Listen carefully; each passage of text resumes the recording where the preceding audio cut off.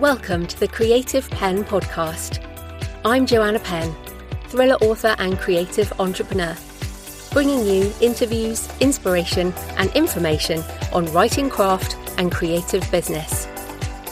You can find the episode show notes, your free author blueprint and lots more at thecreativepenn.com, and that's Penn with a double N. And here's the show. Hello creatives, I'm Joanna Penn and this is episode number 868 of the podcast, and it is Sunday the 14th of June 2026 as I record this. In today's show, I'm talking to psychotherapist and horror author P.D. Alleva about how writing can help readers and writers work through psychological trauma, why cross-genre fiction takes longer to find an audience but might pay off in the long run, whether running a direct sales store is actually worth the time and effort, and how SubStack can work for fiction authors. So that's coming up in the interview section. A short introduction today, and if I sound tired, that's because I am. As I was in London last week and attended the Self-Publishing Show Live conference run by James Blatch and the team, and as always, it is an incredibly hard thing to pull off a conference, and the team did a great job. But as an introvert who is increasingly sensitive to sound and light and noise and intensity, I did struggle, and I still feel like I've been run over by a truck, even a few days later. So I was thinking about this because I've been attending big conferences for like 20 years, but it feels like I'm getting worse at dealing with them, to be honest. So apologies if you talk to me and I was a bit out of it. I found the atmosphere pretty intense. And if you are a highly sensitive person and find these things hard, is it even worth going to conferences? This is a difficult question because it is a challenge, but is it worth it? Well, yes, I still think it is.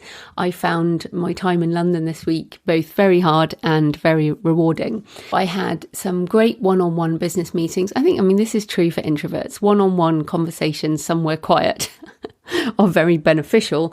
Trying to talk in very noisy environments is very hard, but I did my doubling down on being human thing, and sometimes these meetings in person can make all the difference and can spark ideas that can change a direction or give you that missing piece of information you didn't have, or that person you speak to might bring you up at another interval with someone else that might open up a potential business opportunity. So there are things that are well worth doing in person that are just not the same on Zoom, particularly with a sort of international business like we all have these days. It was well worth it for the in-person connection at the conference. And I also went to a futurist exhibition alone at the Barbican Centre, which was it was very useful for my creative reborn project, which is eco-futurist, post-apocalyptic, green architecture kind of thing. It's still in process. So one tip is to always book something that fills you up if you do these trips, and that will help you recharge. I am going to a conference in LA. It's not an author conference in September, and I've already booked some other things around it that I know will be sort of input and helping me before I go and do the conference and do the peopling. Also in London, I went to a couple of book launches, had some lovely friend time. So going to conferences is, yes, worth it for the peopling and the connection, even if it is a challenge. Pushing your comfort zone is important for growth, but let's call it pushing your conference zone in this situation. And in fact, James Blatch and co-host Sissy Mecca did an episode on how to make the most of a conference on the Self-Publishing Show podcast. So definitely have a listen to that. It was like a week or so ago. I think they've also done an episode on the live show as well. They talk about identifying your goals and planning for that, choosing the right sessions for your level, booking meetings in advance if you want to connect with specific vendors or other people, other authors. And I absolutely second that. I arranged some of my meetings months ago for this week. What is it, June? Yeah, I was probably arranging mine in April for this session. So you definitely want to think about that well beforehand. They also say embrace the hallway track. So many people sort of put back-to-back sessions and really attending all of the training stuff. But if you are in the hallway during sessions, you're going to get much more of a connection with, say, the vendors of various things, or that's when it's much quieter. So being out not actually in the sessions, but sometimes missing them to go network can make a real difference in the quieter bit. It's not all about learning inside of the sessions. And I know when you're new to the business, it can feel like learning from those sessions is just so important. And it is, but perhaps not back to back to back for the whole conference. Of course, managing your energy. And I say that at the same time as knowing that I still cannot manage my own energy. But I do usually get a hotel room near or at the venue so I can escape if necessary, and it kind of takes away the stress of travelling to another part of the city for accommodation. Also following up on any conversations by email or social media within a few days while it's fresh, and I've been doing that.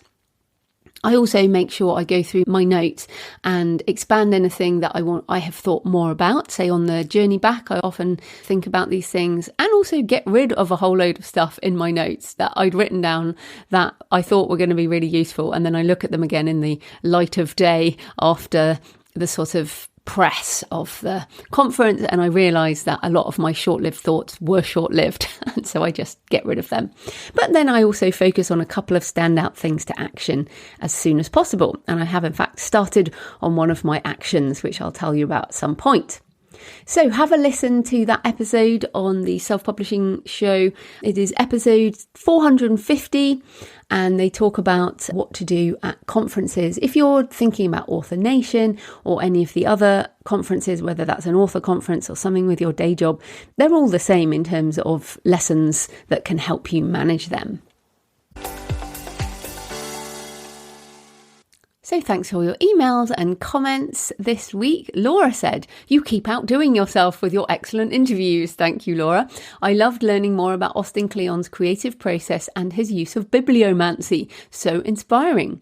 And Geraldine sent a picture of her Roget's Thesaurus. "Your interview today with Austin Kleon was entertaining and enlightening. I was especially interested in what Austin had to say about Roget's Thesaurus. I just pulled my dusty old copy off the shelf.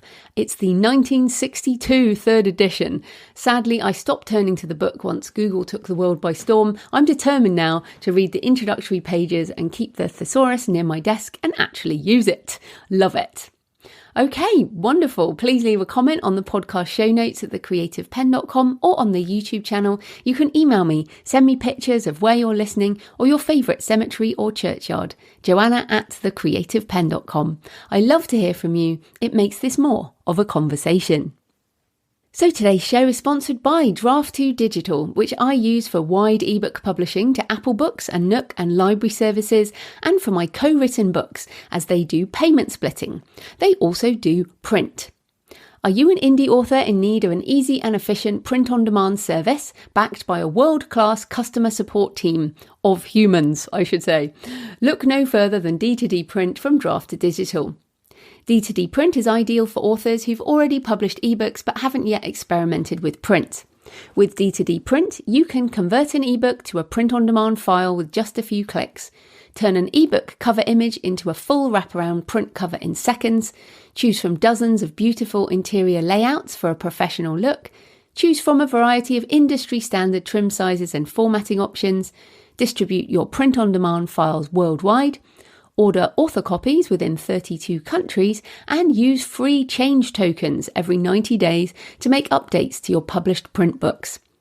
Print on demand is a game changer for indie authors because while brick and mortar bookstores can't physically stock every book, they can check for the print on demand availability of a book when a customer requests it. If you only publish digital books, you could be missing a huge opportunity to reach more readers. Let's fix that with D2D Print. That's draft2digital.com. Draft number 2 digital.com. This type of corporate sponsorship pays for the hosting, transcription and editing, but my time in creating the show is sponsored by my community at patreon.com/thecreativepenn. Thanks to the 16 new patrons who've joined this week, and thanks to everyone who's been supporting for months and years. If you join the community, you get access to all my backlist videos and audio covering writing craft, author business and AI tutorials. The Patreon is a monthly subscription, the equivalent of buying me a black coffee a month or a couple of coffees if you're feeling generous. So if you get value from the show and you want more, then come on over and join us at patreon.com/The Creative Penn. That's patreon.com/The Creative Penn. Right, let's get into the interview. PD Alleva is the award-winning author of horror, sci-fi, thrillers, and fantasy books. He's also a psychotherapist. So welcome, Paul. Welcome. Thank you very much. Thank you for having me. This is a great opportunity. I love doing interviews and I love talking to great people. Oh, good. Well, first up, tell us a bit more about you and how you got into writing and being an indie author. Okay, so I've been writing since I was a kid, at least second grade, and more than likely even before that. So I've always had that creative itch, right? And getting into indie author publishing, I'd say I published my first book in 2011, right? But at the time I was also operating my own business, right? Which took up like 24 hours of my time every single day. And then I kind of like got through that and sold that in 2016. And then I'm like, you know what? The time has come. Now I've been writing, I always wrote books. I always wrote poetry, short stories, but never really did anything with them because I just didn't have the time. So in 2017, that's when I really came up and said, all right, the time is now. Indie publishing is doing great. The one good thing I do love about Amazon is they allowed us to kind of like come out there and start showing our craft to people. So in 2017, I just started, let's do this, let's write full time. Let's put books out there. Let's be creative. Let's really get those juices flowing. Plus I was getting a little bit old and I was like, now is definitely the time to do this. So, and since then I've been publishing consistently, and most of my books are horror books, but I dabble in, I have a sci-fi series. And then I'm starting to get into psychological thrillers too. And I got a new psychological thriller that'll be published in early 2027 called Girl on a Mission. But for the most part, I'm definitely into the horror genre, right? So books, short stories, all that good fun stuff. Right. So a couple of just follow-up there. So you said you're a bit old. Can you give us what decade are you in at least? I'm 51, right? So born in there you go. 1975. Same age as me. All right, good. See that? So we're seeing head to head there, right? Yeah, like that's not, I don't think that's old at all. But then also you mentioned you sold your business in 2016. So what was your business before? Because I think business experience is so important. Agreed, 100%. So I'm a psychotherapist and I had owned a treatment center for mental health and addiction. And that was started in 2011. And then in 2016 is when it sold. And since then, my wife and I have started a private practice, right? So I still, even to this day, about a year and a half ago is when I stopped. So I specialize in trauma, PTSD, and addiction. Trauma mostly. Most of my clientele, most of my patient load, my caseload has always been trauma, PTSD, sexual abuse, psychological abuse, war type trauma.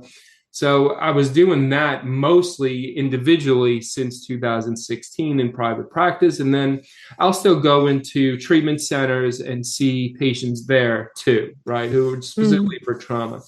Now, about a year and a half ago is when I started wanting to do writing like 100% full time, right? So, and I thought about becoming a professor, maybe going to college, but then I wasn't sure if I wanted to get into that full time as far as like a caseload in school and everything like that. So I decided to just do group therapy, group facilitation. And I've been doing that consistently since then. It's maybe like 15 hours a week.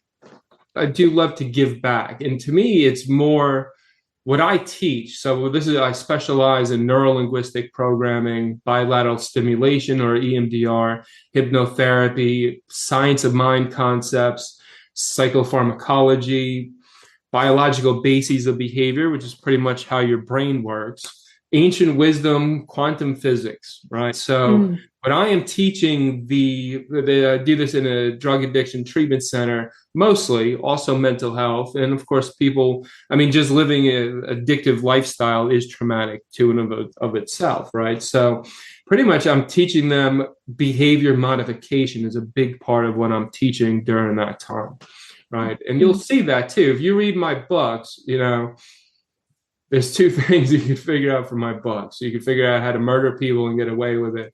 And two, you can figure out how to overcome trauma as well. And the whole murder people and get away with it comes from my upbringing. I have a very sordid past, let's put it that way. My upbringing was very different than what most people grow up in. Can you give us any more than that? I mean, now everyone's like, oh, what's going on with this guy, right? So I grew up, let's say, I was quote unquote in an Italian New York family. Okay. Right. So that might give people ideas, right? That's going to give people a lot of ideas. If you've ever seen the movie Goodfellas, right? So I kind of grew up in that atmosphere and with even some of those people too, right? My family had connections to those people in that movie, which I find very funny. If you watch that movie with me, you get a very different perspective on what's going on in the movie. Wow.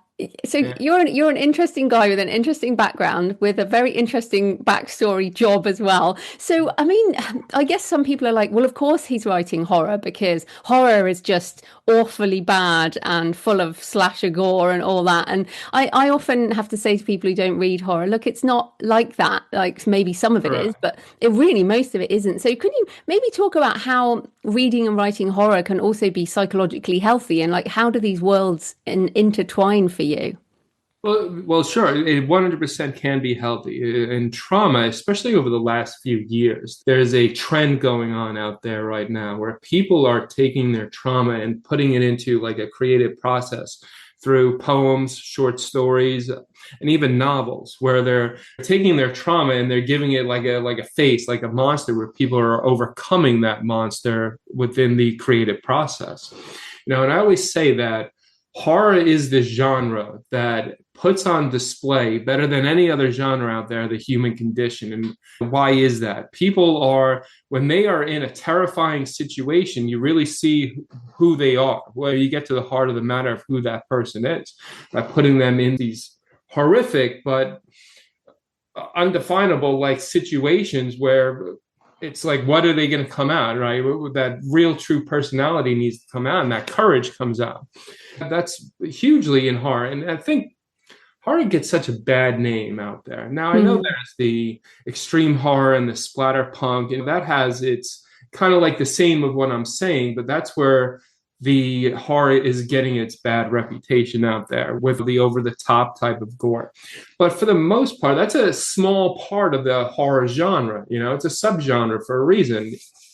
Has its readership, and that's fine. Nothing wrong with it. I read it all the time. I find a lot of joy in it, a lot of excitement. However, for the most part, any horror novel that's not like it completely with the gore and stuff like Splatterpunk can be seen as like a psychological thriller. And a lot of psychological thrillers can be seen as a horror novel. Look at books like The Silence of the Lambs, right? Red Dragon, right? So that's horrific as well. But if you read the novel, it's in there, So it just gets that bad rap right now. And it's not all gore. It's most horror novels that I read today are psychological horror. So it's like tame on the gore and the psychological aspect is there. And I always see that psychological aspect. It's like psychological trauma. Right. So most people, even in my industry, when people are out there and you mention trauma, PTSD, most people are thinking about the sexual abuse, physical abuse, or like war type of trauma, right? But the silent psychological, I once wrote an article called The Emotional Trauma, the Silent Psychological Killer. The one that's out there is the psychological trauma, the emotional trauma that is widespread. Most people go through that, and it could even be from like parent to child. And most people don't understand that that's a traumatic experience. It's like a distortion of reality that you're experiencing that then creates a belief system in your brain, and you're constantly acting out that belief system. And that's where the psychological component of horror really comes out. People breaking through that psychological belief system that was created through a traumatic experience by reaching courage and coming out through in a horrific situation. Yeah, it really annoys me because, like, with romance, of course, people understand that romance is a huge genre and something like a small town sweet romance is a world away from the sort of bully, romantasy, dark or mafia. Mafia romance is a really big thing with very dark themes. And I'm like, well, how can you understand that romance is a huge, like all these different subgenres and not think that horror or thriller or fantasy, sci-fi, they all have so many different subgenres within them. I mean, I personally read a lot of, I guess, supernatural horror, but rarely the slasher gore kind of stuff. So I'm really glad you said that, and hopefully more people will open up a bit more for that. But I did also want to ask you, in terms of what you write, write all these different things. You write standalone. I mean, often horror is standalone, but you also have some series. So how do you balance it, and what are the benefits of cross-genre writing, but also the challenges of it? Okay, so obviously I love cross-genre writing. To me, I use fantasy to explain the supernatural elements, and I think I blend mostly fantasy, a little bit of fantasy. I always say like a tad of fantasy to help explain the supernatural components in one of my supernatural novels, right? When I write sci-fi, specifically sci-fi, that has the fantasy element in it too, but there's also like a tad of horror in there as well. And it's just who I am. When I grew up, I had obviously a lot of different influences, right? So I had Star Wars on one side, and then I'm watching B-rated 80s slasher films on the other side, right? So those two mixes just kind of followed me throughout my life, and that's why I like putting them into my novels. And I don't like, as I tell my patients, don't limit yourself, right? Never limit yourself. If you're just limiting yourself to one genre, you're missing out on so much more that's out there. So I love the blend of mixing genres. It just gets my goat each and every time. It is a challenge though, because people do. I remember when I first started getting the indie publishing. Now, I was never big into like Facebook and social media up until I started becoming an indie author, right? Before that, with my type of upbringing, you don't advertise yourself, right? You don't advertise where you're going. Like, that's a big no-no.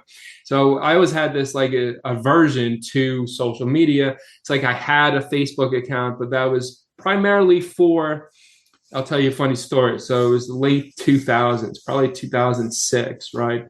And I was a full-time single father at that time.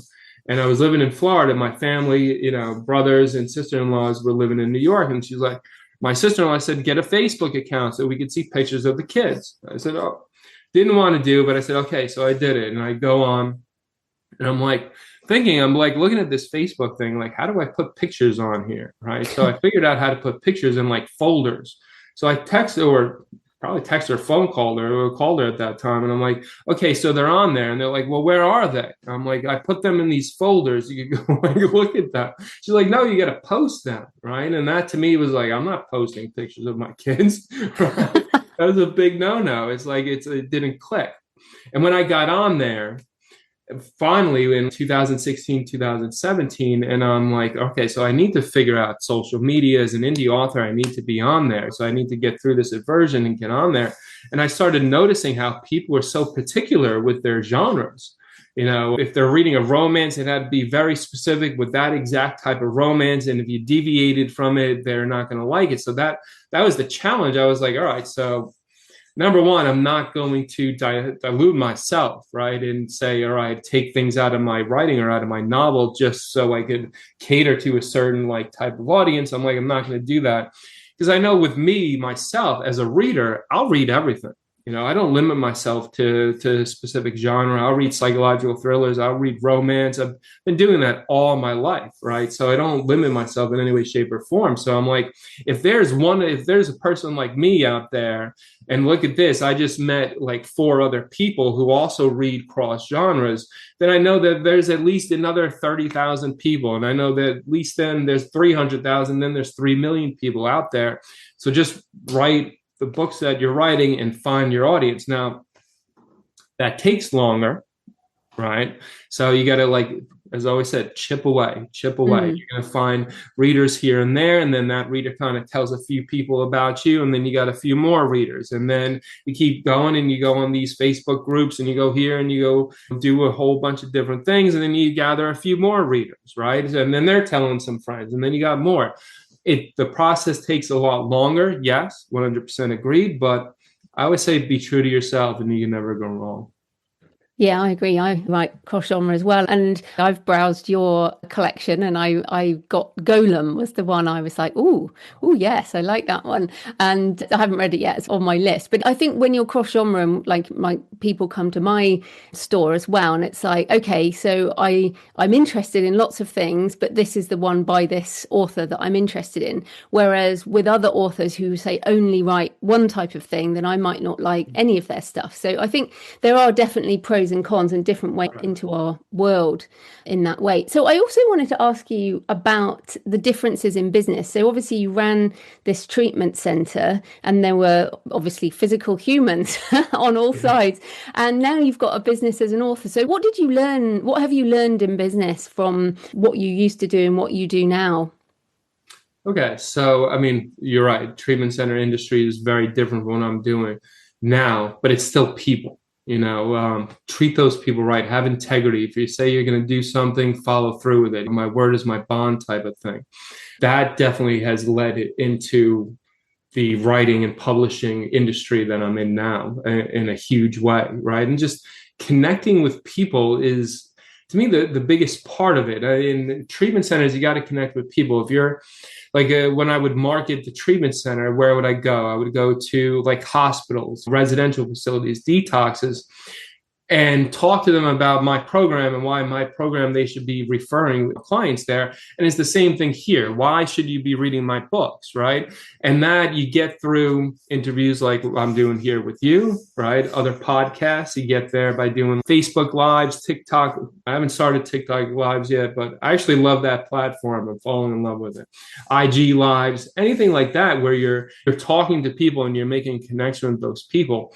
And through that, I've gathered so many different types of readers who are like, yeah, I'll give this book a shot, right? And then they read it and they're like, hey, this is really good. And I'm going to read another book. And then with my books too, I have very different books, right? So Golem, right? That's my psychological horror novel. It's my slow burn psychological horror novel, heavily inspired by Frankenstein and the Pygmalion myth. Right. One of the first horror books, my first horror book that I truly published. But then there's Jiggly Spot and there's Zero Intellect, which is inspired by B-rated 80s horror movies, right? And the old Grindhouse movies of the 70s. And it's mind manipulation. It's just wild and bizarre. And then the Sleepy Hollow incident is my gothic tale. And that's like a dark romance, right? Mixed in with gothic horror. So I always try to put something for everyone that's out there, right? And to me, it's more, when I'm writing, it's got to be about depth, psychological depth, right? I always refer to my books. It's like peeling layers off a Texas-sized onion, right? So, and the more you read, the more in depth you get into not only the characters, but the story. It's just something that it like comes out of me. It's like my creativity. It's just part of me, right? That's the way I always have to do it. I always have to put that depth in there. To me, that's good storytelling.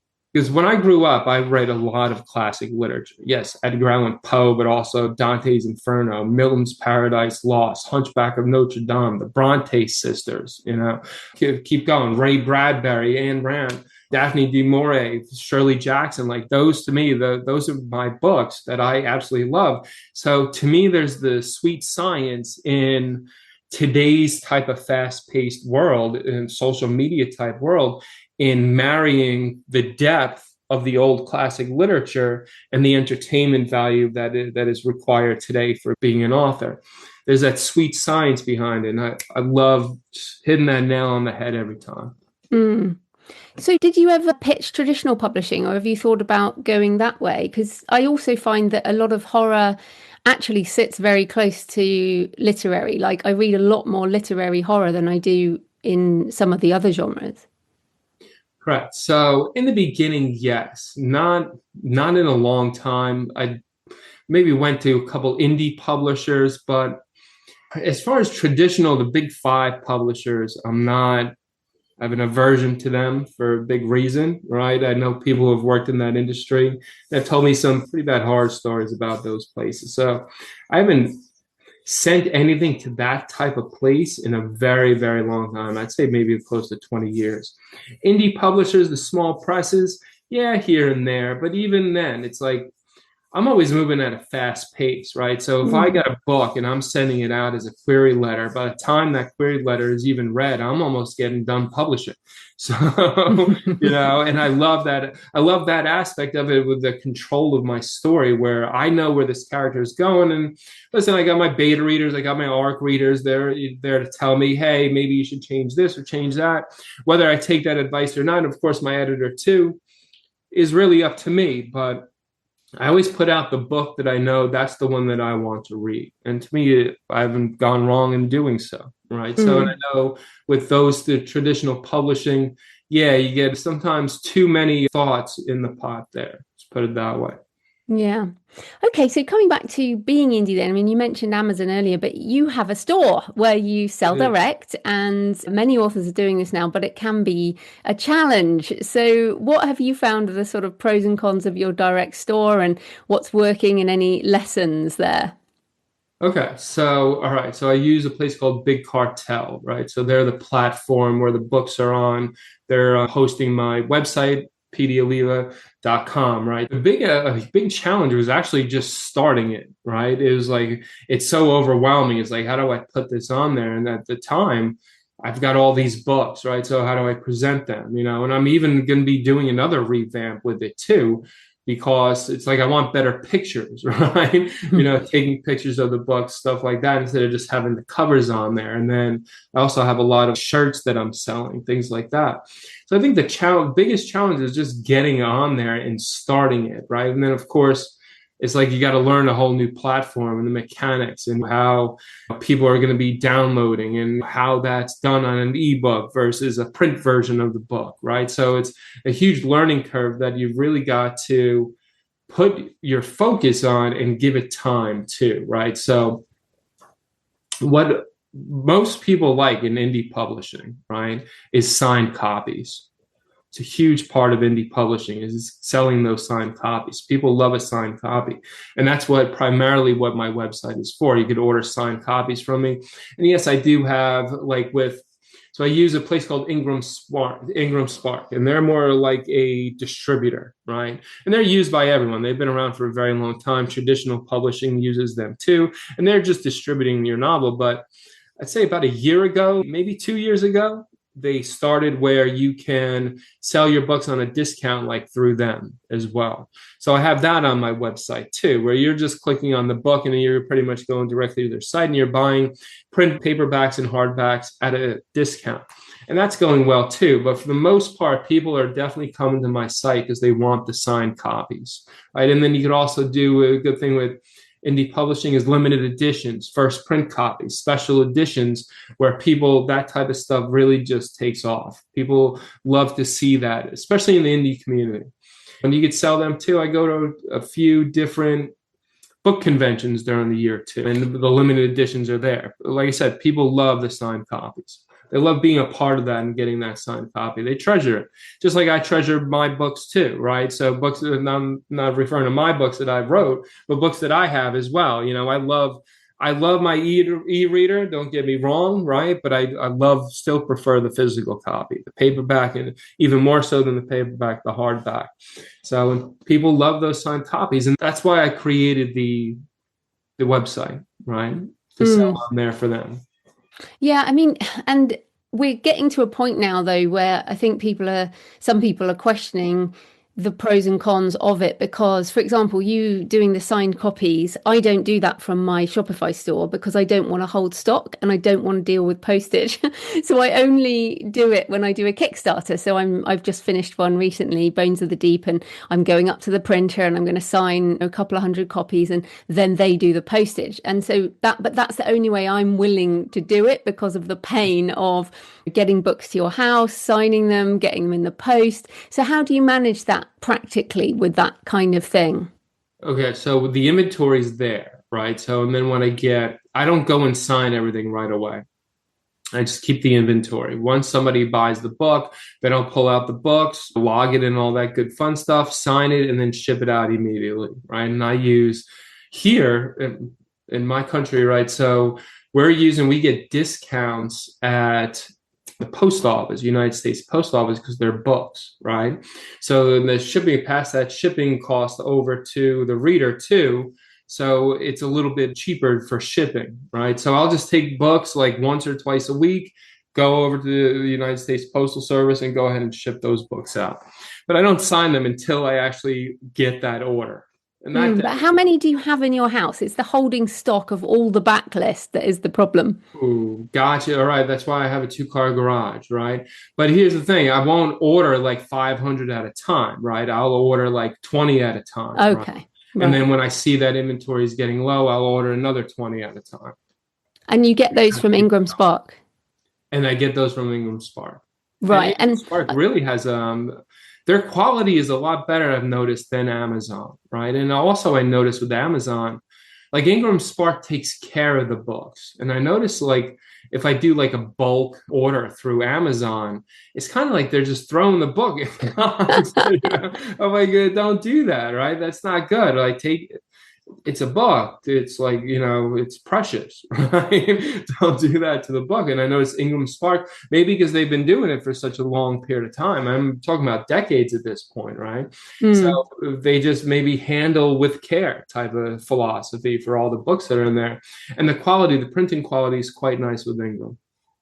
Yeah, and I mean, this is the issue with the backlist, though, right? Because every year we write more books. So I've got 50 individuals, let alone different sizes. So, for example, large print versus hardback versus paperback. And then if you think, well, what if you let people order all of them to sign? So do you have a backlist, frontlist plan where you only sign frontlist books, or do you literally Yes. keep everything?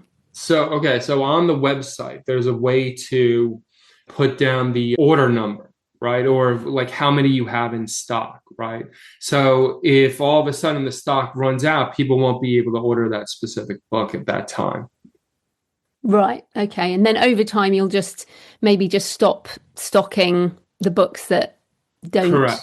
don't Correct. get signed. Correct. When the new one comes out, and then maybe at that time I'm just selling those, like bringing those to like conventions that I go to, right? Or maybe doing like a sale on those books at that time to get rid of the inventory so it's not sitting around anymore. I think that's so important. And then, like you mentioned, you do, I don't know, was it t-shirts or shirts or something? And that is also really hard because of sizing. So is that all print on demand?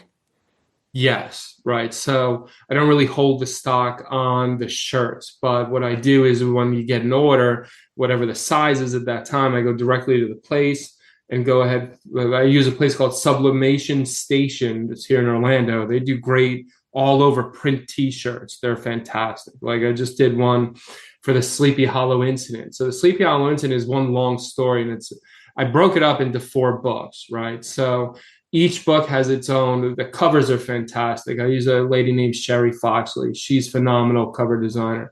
So the shirts are like book 1 is on the front of one shirt with book 2 on the back, and then the second shirt is book 3 on the cover and book 4 on the back, right? However, I could customize those, right? I just did a giveaway in my Facebook group, and I let people know I could customize them. And she wanted book 1 and book 4, so I just got that and sent it out to her. Now, if people go ahead and order that on the website, I can go ahead and just order it right away from them. Boom. And that place will get it shipped right then and there. Right, so they do the shipping, yeah. And these are all sort of practical things that people need to answer, because I feel like sometimes it's like, oh yeah, having a direct store is great, but there's actually quite a lot of work that goes There, into it, isn't there? there is. There's a lot of work. You're pretty much opening almost like your own brick and mortar store at that point, right? You just don't have walk-in traffic coming in, but your traffic is all coming on online. So yeah, there is a lot to it, but it's worth it, And if you're a self-published author, or even a small indie press, it's good to have. Because like I said, people love the signed copies.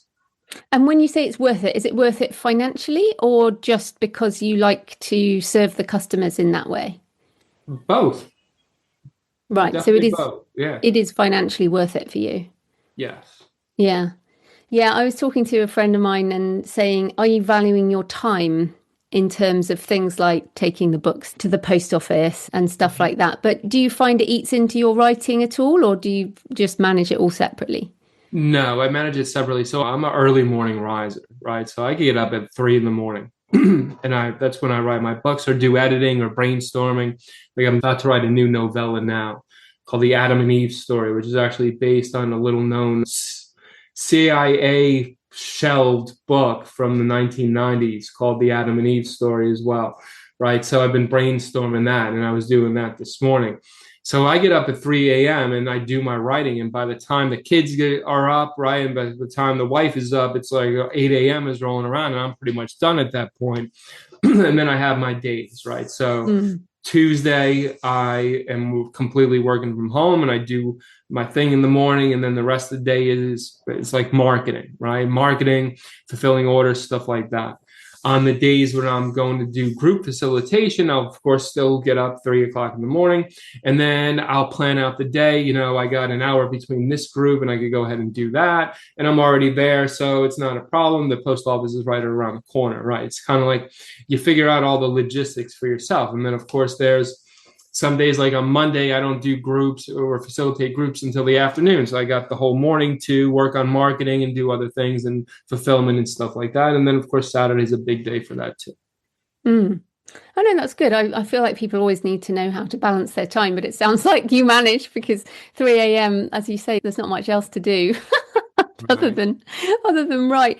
But you mentioned marketing there, and you have a Substack, PD's Alternative Fiction.substack.com. So talk about that and serializing fiction and how Substack works, because I feel like a load of people are jumping in but might not necessarily know how it works, especially for fiction. Correct. It is becoming quite popular out there. I think the one before that was Patreon. Right, and Patreon is pretty big for that too, kind of like the same thing. I wanted to start something and just get the work out there, right? And I was very interested in when Amazon came out a few years ago. It was called Vella, I believe it was called, and they kind of started that. And I was like, this is kind of cool, right? So a couple chapters at a time. It's like I'm writing the books anyway, so why don't we kind of like kick this off and see how it goes type of thing, type of experiment, you know? And I had a lot of fun doing it. I started on October 4th, 2024. And let's see, I did 4 novels so far. One is still going, which is volume 3 of my Dark Veil series. That's a sci-fi series. And I wrote 3 other novels. So The Hypnotist, which is a thriller, heavy on the sci-fi and a tad of horror in there too. And then I wrote Girl on a Mission, which is my psychological thriller, and then Catfight, which is a horror novel, all within that time. I think I finished completing all 3 of those novels in January, and then like first week of February, and then they were all pretty much done, right? And now what I'm doing is I went paid recently on the Substack, right? So, and that's like, I find it's like everything else that's out there too, chip away, right? And I fell into that hole where, hey, you know, we can promote you and get people to sign up for your newsletter. And I'll be honest with you, don't do it. It's not worth it. You spend money, and what happens is they're like what I refer to as like dead leads, right? So they don't click, they're just like it's like you wind up like shuffling them off after 3 to 6 months because they're just not clicking, right? Everybody gets a star rating, so you know, are they clicking, are they staying on, are they not, right? So, and I got rid of pretty much all of those people. And it's like, I'll never do that again. It's got to be done organically. You know, that's why when you read my books especially the new books, towards the end of the books, it'll be like sign up for my newsletter, right? But I do more with that newsletter too.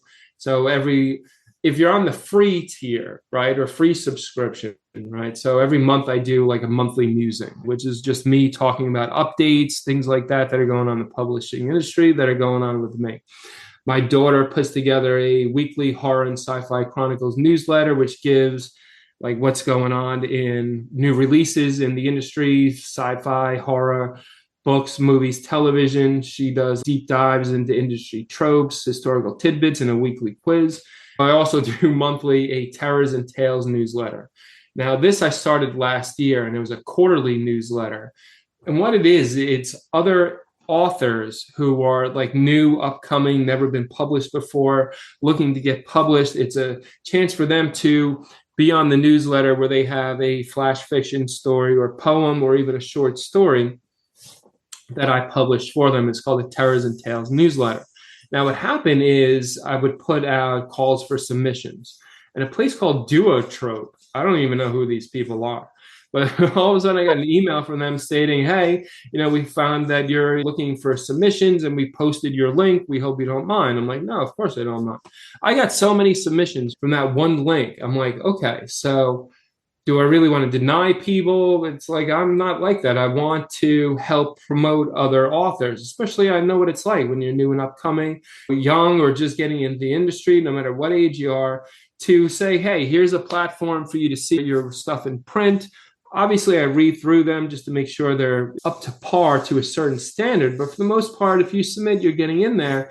And with Duotrope, I'm like, I have enough here to put out like one a month, right? And so in May 2026, first one goes out, and I'll have one each month until December. And then who knows, in 2027, it might go back to quarterly. I might get enough submissions to just keep it going for once a month. But that's the Terrors and Tales newsletter, and usually comes out towards the end of the month, right? The last like 2 weeks. And that's just, and I have nothing to do with it. None of my stories are on there. None of my poems are on there. None of my flash fiction. It's all other authors, just for them to see their name in print, see their work in print, share it with their friends, and put something on their resume, and kind of encourage people to keep reading and keep the craft going. And when you say in print, you don't mean in physical print? Well, I mean newsletter. I'm sorry. Yeah. I think that's important, or you're going to get a lot more submissions, and you'll need to do publishing contracts and all that kind of thing. I mean, I think that's the difficult thing with a sort of Substack newsletter approach, is that it's difficult to know where to categorize it. Is it marketing? Is it publishing? It's all of these things, I suppose, a bit like this podcast. It's all kinds of things. But in terms of Substack actually making money on its own or leading to book sales that make money, do you think it does serve that purpose? I think I've gotten more book sales through it, and then also ARC readers who are enjoying the books to give reviews. As far as the paid tiers, that's kind of a little bit slow. And that's where I'm saying chip away at it. Keep it up there, keep it going, right? And over time, you're going to build that type of audience where it's going to be like, hey, this is financially feasible for me to continue to do this. That's what I see. That's like the response that I'm getting out there. Yeah. And then I guess before you mentioned you were doing Facebook Lives and you're looking at TikTok, but anything else working for you in book marketing? Like, what if people, maybe they've got a few books and they're like, what is working for book marketing right now? What do you recommend? Okay, so for me, the thing that has made the most sense is making sure the reader knows the book is out there through some sort of social media. I've had really good success on TikTok since the beginning of this year, especially. I started it about a year and a half ago, but then my father got sick and passed away. And I kind of it was a new venture, and I kind of put it off to the side, but then really got the flavor going beginning of this year. I'd say like February, March of this year. And it seems to be going really well. And I've noticed an uptick in sales from just getting the videos out there and getting in front of people's eyes, right?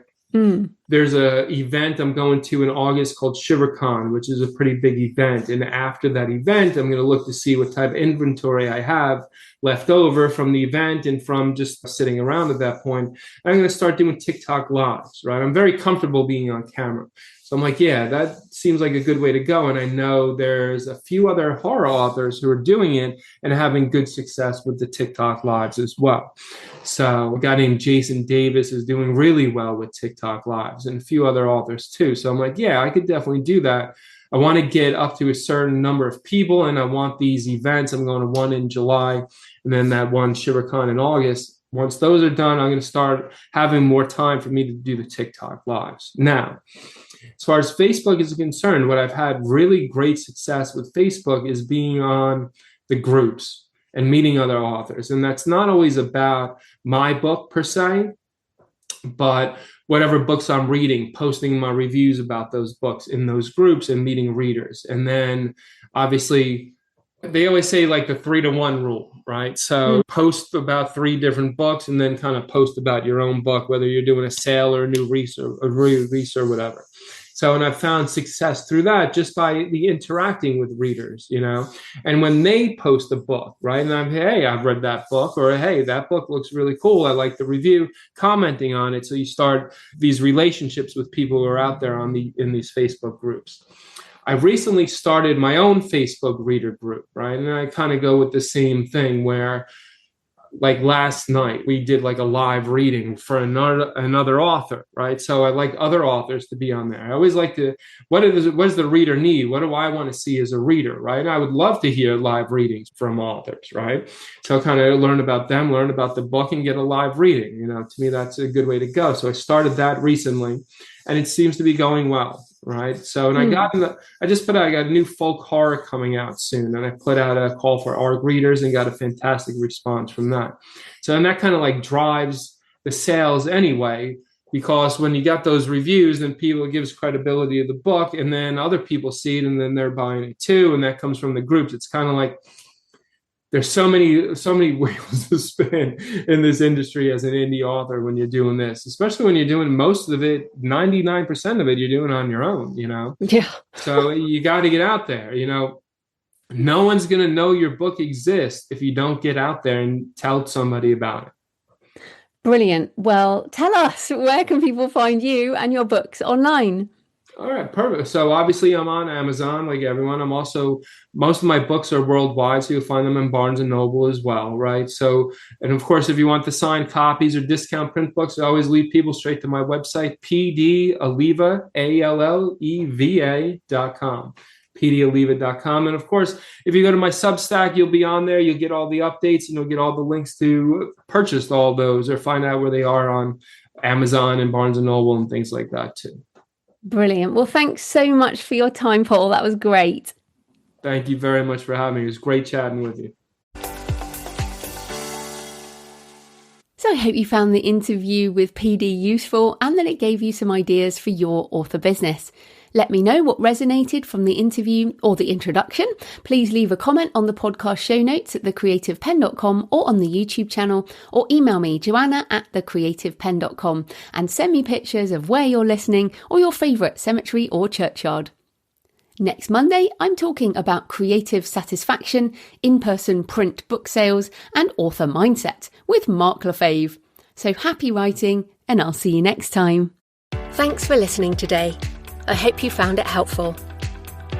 You can find the backlist episodes and show notes at thecreativepenn.com/podcast. And you can get your free author blueprint at thecreativepenn.com/blueprint. If you'd like to connect, you can find me on Facebook and X at The Creative Penn, or on Instagram and Facebook at JFPennAuthor. Happy writing, and I'll see you next time.